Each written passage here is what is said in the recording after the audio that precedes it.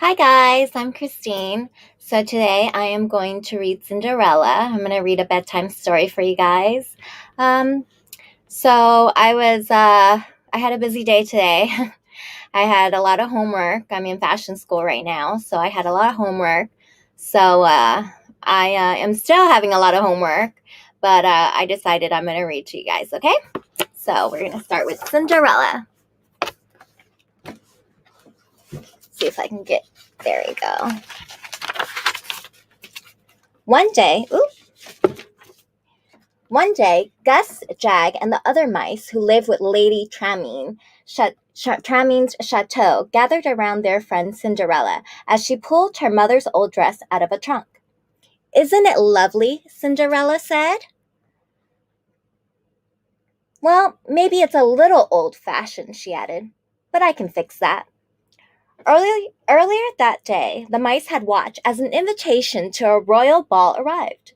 Ever since Cinderella's father died, her mother, Lady Tramine, had forced her to do all the housework, but her stepmother had promised that Cinderella could go to the ball if she finished her chores and found something presentable to wear. Her mother's old dress needed a few alterations, which wouldn't be difficult if Cinderella could find the time to do them.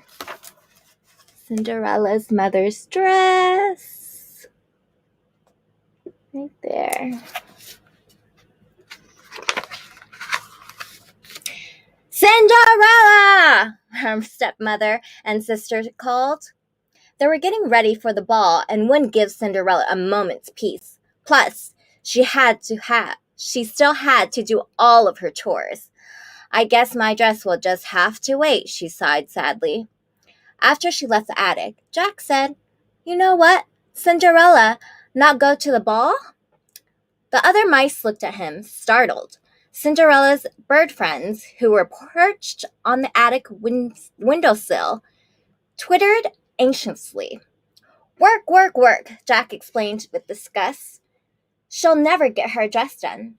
Cinderella's small animal friends decided to surprise her by fixing the dress. After all, she had been caring for them for years. Just that day, she had rescued poor Gus from a mousetrap. Then she had given him a new shirt and fed him.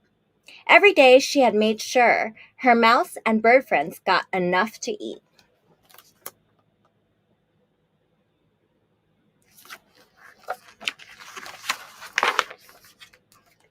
The mice and birds worked together to make Cinderella's dress the most beautiful at the ball. First, they measured the gown's skirt. Jack and Gus used scissors to cut a long swatch of pink fabric. Flying through the air, the birds draped the fabric across the back of the dress. More birds hoisted the mice into the air so that they could sew the fabric in place. Then the mice hefted sewing needles over their shoulders and stitched on pretty ruffles. The birds draped on shiny ribbons. As a finishing touch, Gus and Jack found a sash and a string of beads that the stepsisters had thrown away. The birds and mice completed the dress just as the carriages arrived to take Lady Tramine and her two daughters to the ball. Sure she wouldn't be able to attend, Cinderella sadly climbed the stairs to her attic room.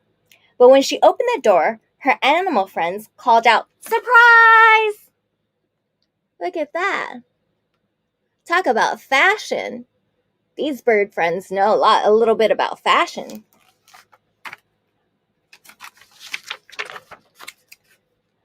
"Oh, thank you so much," Cinderella exclaimed. The birds and mice were overjoyed to see their friend so happy. She was always working so hard. So pretty. When Cinderella ran downstairs in her new dress, her stepsisters and stepmother were very surprised. They hadn't thought Cinderella would find anything to wear. "We did make a bargain, didn't we, Cinderella?" her stepmother said. Suddenly suspicious, Jack and Gus watched from a mouse hole in the wall. "Those beads give it just the right touch, don't you think, Drizella?" Cinderella's stepmother asked. "Why, you little thief!" cried Gisela. She lunged and ripped the beads off Cinderella's neck. Look, that's my sash, Anastasia piped up. The girls tore Cinderella's lovely dress into shreds and then flounced out the door to their carriage, her hopes dashed. Cinderella ran to the garden, crying. So mean. Look at that. So mean. But what's this? Cinderella's animal friends gathered around her as she wept on a stone bench. They wished they could comfort her. Suddenly, Cinderella heard an unfamiliar voice say, "There, there, dry your tears." It was Cinderella's fairy godmother. Waving her magic wand, the fairy godmother turned a pumpkin into a magnificent coach. Cinderella stared in amazement as the fairy godmother continued to work her magic. "Bibbidi bobbidi doo," she said the godmother. Soon 4 of the mice, including Gus and Jack, had turned into white horses. Bruno the dog became the footman, and the stable horse became the coachman. Look at that. It's a thick book. Hold on, I don't know if I can read backwards. No, I can't. Then the fairy godmother looked at Cinderella's torn dress. "Good heavens, child," she exclaimed. "You can't go to the ball in that." She waved her wand once more. Suddenly, Cinderella was wearing beautiful glass slippers and a blue ball gown that shimmered like diamonds. Even her hair was arranged elegantly. She gazed at her reflection in the fountain with disbelief. "It's more than I ever hoped for," she declared, her eyes sparkling. The fairy godmother helped Cinderella climb into the coach. "You must understand, my dear. On the stroke of 12, the spell will be broken." When she arrived at the ball, Cinderella felt as though Cinderella felt as if it were a dream. Everyone wondered who this mysterious girl was. The handsome prince bowed before her, and Cinderella felt her heart pounding. They danced together in the castle garden. Gazing into her eyes, the prince leaned down to kiss her just as the clock struck 12. When she heard the bell toll, Cinderella remembered the fairy godmother's warning. She raced down the grand staircase, accidentally leaving one of her dainty glass slippers behind. That's the prince. That's Cinderella. The next day, Cinderella went about her chores. She daydreamed and hummed a waltz as she worked. Cinderella's mouse friends tried to warn her to be careful, but she was too busy thinking of the prince. Lady Tramine overheard Cinderella and recognized the song from the ball. She realized that Cinderella was the girl from the ball who had danced with the prince all evening. The Grand Duke was searching for the prince's mysterious love by trying the glass slipper on every maiden in the kingdom, including Cinderella's stepsisters. The wicked stepmother locked Cinderella in her attic room.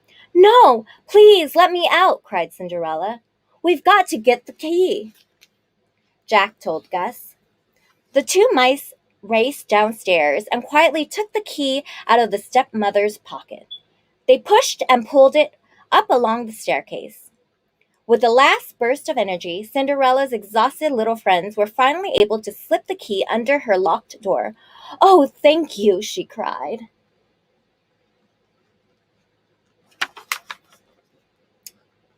Cinderella hurried down the steps. The Grand Duke had arrived when she was locked in the attic.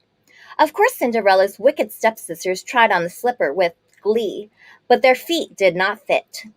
The Grand Duke once again found a lady whom the slipper did not belong to. All the maidens' feet were either too big or too small. Disappointed, he started to leave the house. "Wait, please wait," Cinderella called to the Grand Duke. At the sound of Cinderella's voice, everyone looked up.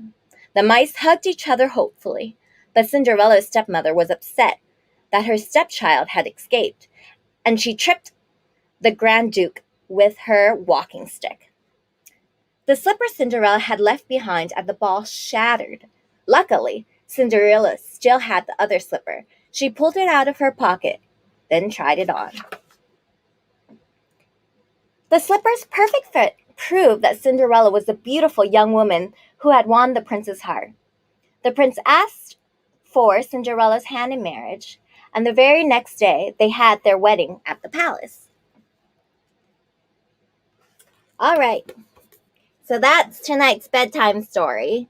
I am going to have more homework tomorrow, but hopefully I'll get to read a story from this book every night. It'll just be one of my things. It'll be fun.